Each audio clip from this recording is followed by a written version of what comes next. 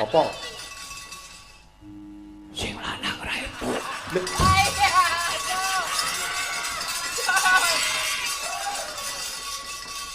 Werkudara yahene kok ndagel.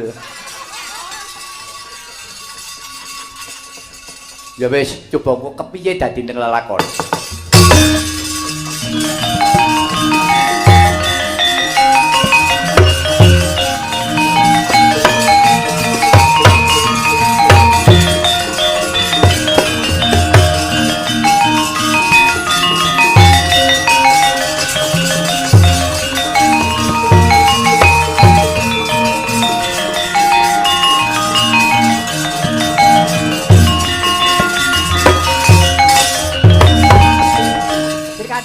Kanjeng Koko Prabu. Ya rikala semana ingkang ngraka Yayi Arjuna minangka dutanipun Kakang matah kelawan Wara Srikandi ya jeneng sira Yayi. Tak dawuhi jumeneng dadi senopati Ngalaga. Kowe tak angkat derajatmu. Rikala semana kowe kuwi ya senopati pepethingan. Kowe meguru manah sapa ya mbok gurone ya Janaka. Ya unggul bisa ngungkuli para putri liyane. Nah, dina iki buktekno. Kira-kira kowe wani apa ora? Yen kowe dadi senopati mungsuh karo Begawan Bisma. Paripun Kanjeng Koko Prabu mekaten nggih Koko Prabu kula namung sendika ndherek kula setaken dawa paduka Kanjeng Koko Prabu. Kula namung setaken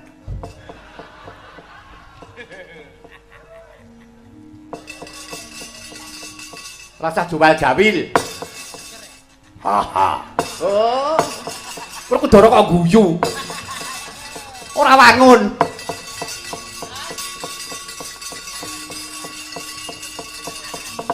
Piye Janaka yen kowe krungu tembung kaya ngono kuwi? Saiki aku ngelingke karo Siadi jaman kowe ngarah Wara Srikandi.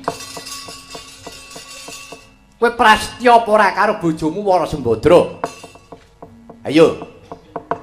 Bareng wis paripurna meguru manah karo kowe terus kowe nglamar karo Srikandi sing mbok kon nglamar Sembadra.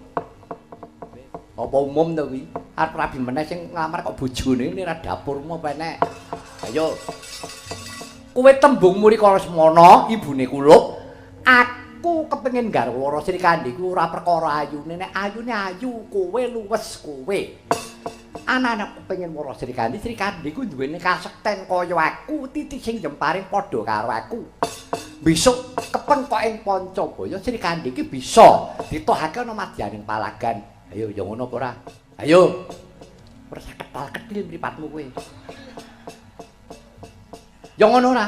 Inggih. Lah iya. Ngono kok dadak. Kesun. Lah yo bojomu dandana cara prajurit.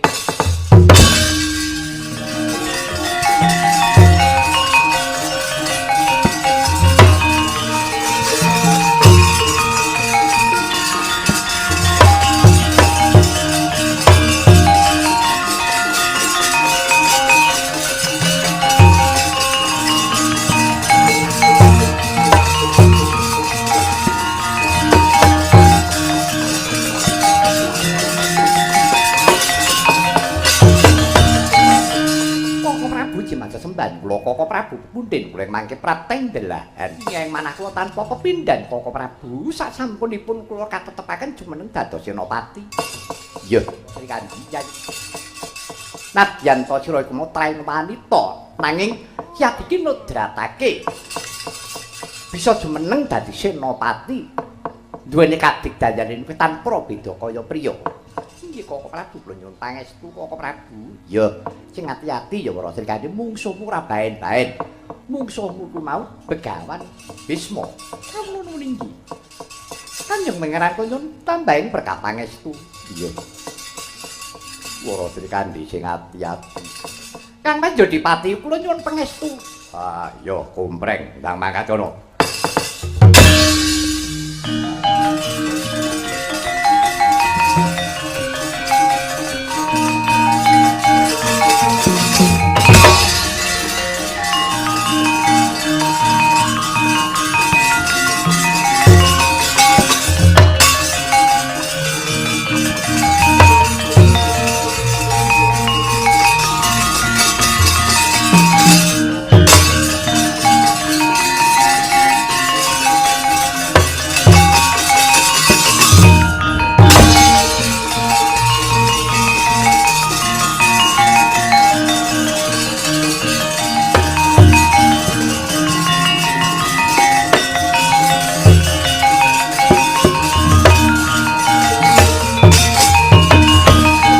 Bela dalah. Keterangane getih wedi mati. Apa kurang senopati sing pepethingan? Arep kowe nyandang nganggo cara senopati, aku wis ngerti yen pancen kowe kuwi wanita, kowe bocah wadon Sri Kandi. Aja kowe sing maju bojomu kon maju menyang paprakan kene. Aja ngremehake kelawan wanita, aja ngremehake kelawan Sri Kandi. Nadyan, kowe bisa nyirnakake senopati ning Pandhawa katurune pisan yang Seta Utara Wiratsangka. Nanging aku ora bakal ulak, aku nandingi kridane Begawan Bisma. Lho. Aku ngeman karo kowe ya Cahayu, aku ngeman karo kowe. Aja nganti tanganku tak regeti nganggo ludirane wanita. Aja nganti tanganku iki kena getihe wanita. Mundur. Aku gelem mundur. Entuk pancen aku bisa ngasorake Pendhita Talkanda Begawan Bisma. Cobanen wong ayu.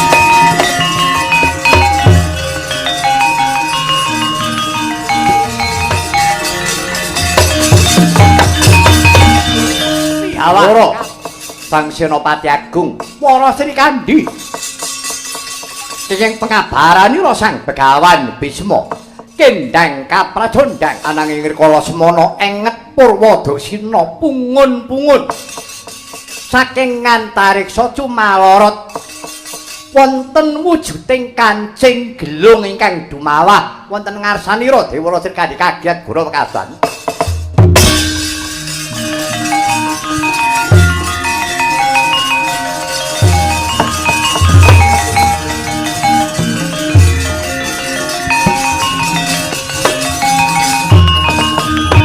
Anggar Jita jroning penggalih kusumaning ayu Dewara Sri Kandi rikala semana wonten kancing gelung ingkang dumawah wonten ing antariksa sigra cinandhak kelawan Dewara Sri Kandi akan kawah wonten ngarsanira Sang Begawan Bisma kagiat ora wekasan.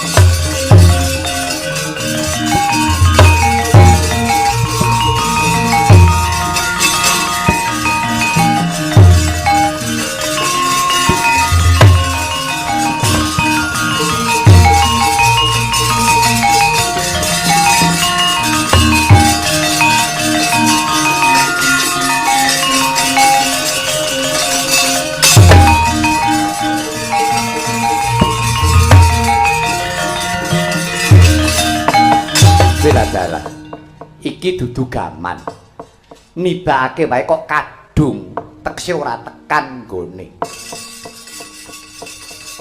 kok wujude kok nyolowadi temen apa iki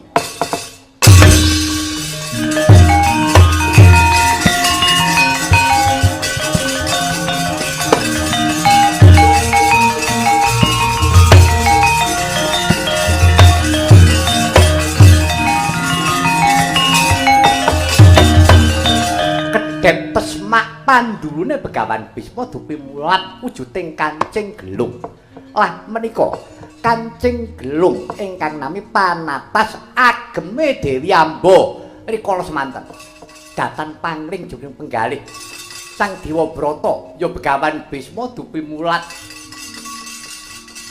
wujuding kancing gelung panatas teka kaya mangkono pangandikane Sang Wikudibya Begawan Bisma. Aduh, aku ora pangling iki kancing gelung panatas iki ageme Yayi Dewi Amba rikala semono. Aduh garwaku wong ayu.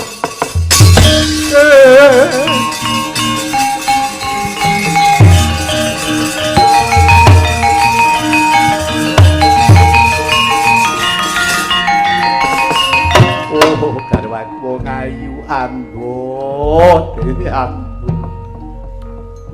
Bareng aku weruh wujuding kancing gelung ing rikala semana nggo kancing gelungmu kang aran penatas saknalika kaya kedodok rasane atiku menawa wis meka kala mangsane. Ambo wis kowe aja nglelaga rasane atiku wong ayu.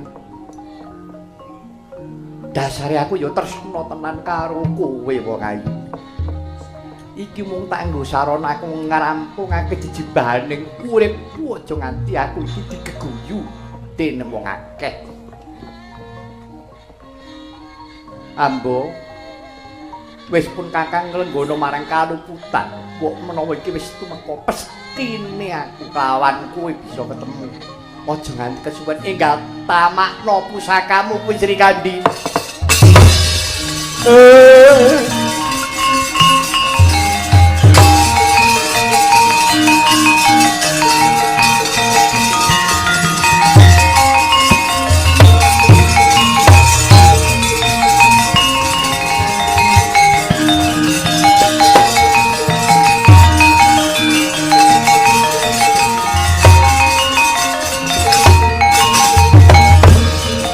Rasa madangi jagat mungup-mungupaning sak pucake bukit martabak bang sumirat seneng soroten surya megaan gunung-gunung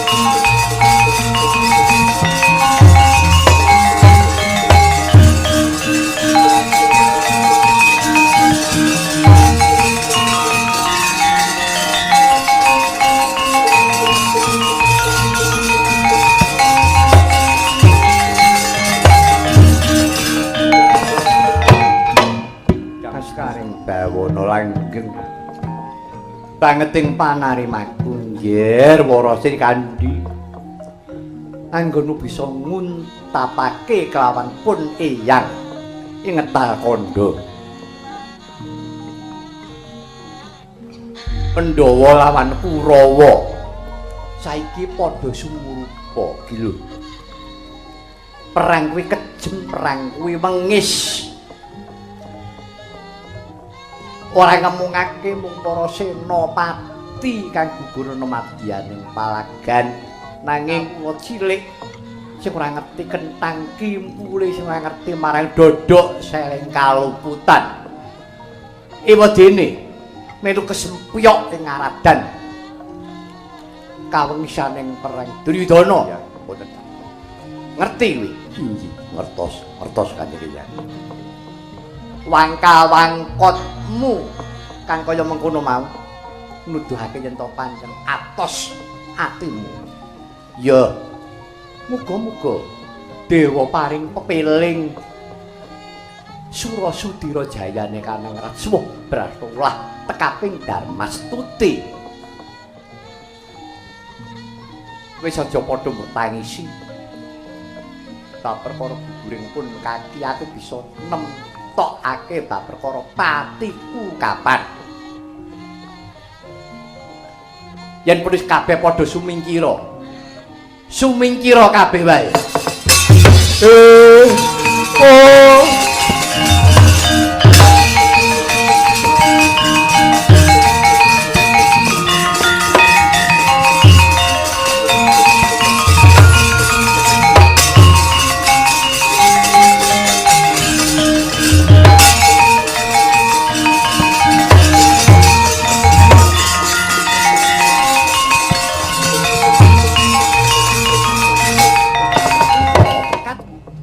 Kala semono suka dening penggalih Sang Dewa Brata kaya mesantuk jatining pemarem katresnaning Madyapada datan kasembadan apan tetela katresnan oneng loka baka ingkang nedya pinanggih.